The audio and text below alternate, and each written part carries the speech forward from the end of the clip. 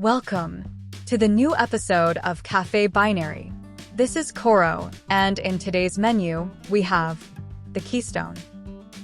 When this guy said these, it was perfect. Everything made sense, and the world kept moving. Until this guy said these. Well, it was a little bit awkward. Something similar happened to the OpenStack. Initially, when it started with just one service, the world was peaceful. But then, another one came, and soon, the other one, and we all know what happened next. And when all started interacting with each other, there's the real problem. How to believe they are what they were saying they are? And that's where the almighty Keystone stepped in. Afterwards, things were simple. Service A will register itself with his user and password with Keystone. And so Service B. Rest is a bliss. Step 1. Service A want to talk to Service B. It will first go to Keystone. Since Keystone knows Service A, it will give a token to Service A. Step 2. Service A will go to Service B, and rest assured there won't be any awkward moments. Service A will present token to Service B. Step 3. Service B will verify token with Keystone, basically asking, is Service A name is A. Step 4. After acknowledgement, the two services will live happy after. Keystone, the identity manager of OpenStack, not only verifies the identity, the service also managed all the resources available to the OpenStack cloud, like services, users, groups, projects, and the RBAC. Let's see how. Services are the building block of OpenStack, and that block was added by Keystone. Step 1. OpenStack service create CLI will create service entry.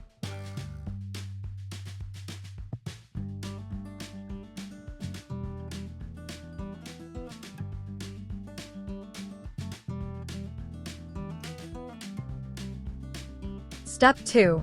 OpenStack endpoint create CLI will assign endpoint to the new service.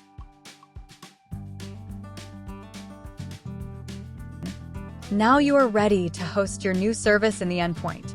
Next, projects. To better manage resources, as services, users, groups, a project is required, and Keystone manage the projects. Step 1. OpenStack project create CLI will create new project.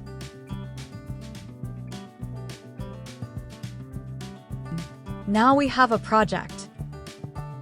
Next, users. To use any service hosted by OpenStack, a user is required, and Keystone manages user creation and deletions. Step 1. OpenStack user create CLI will create user. Give project as part of creation.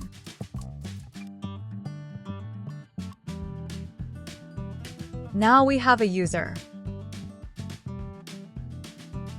Next, groups. To better manage multiple users, every user has to be part of one group. And Keystone manage groups as well. Step 1. OpenStack group create CLI will create group.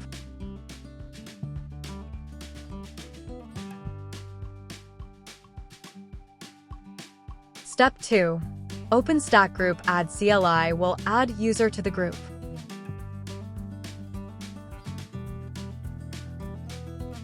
Now user is part of the group.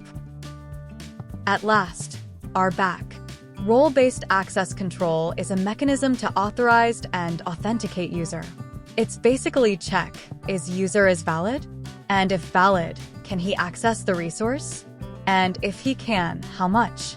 Keystone manage RBAC as well in OpenStack Cloud. Step 1.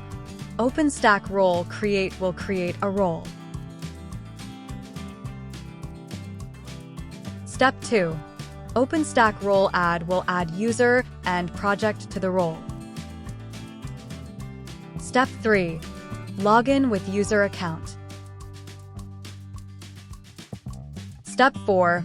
Try to access service list, which will be declined, We need to fetch the feature attribute from here. Just copy it. Step 5. Oslo Policy Generator CLI will create policy for you. Step 6. Open the policy file and find the feature attribute you want to give access to user, there add the role. Step 7. Login with admin account. Step 8. Upload policy with OpenStack policy create CLI. Step 9. Login with user account. Step 10. Try to access the feature. And voila, you just created the first role. And all thanks to the Keystone. And so, Cafe Binary agrees upon everything really is in the name.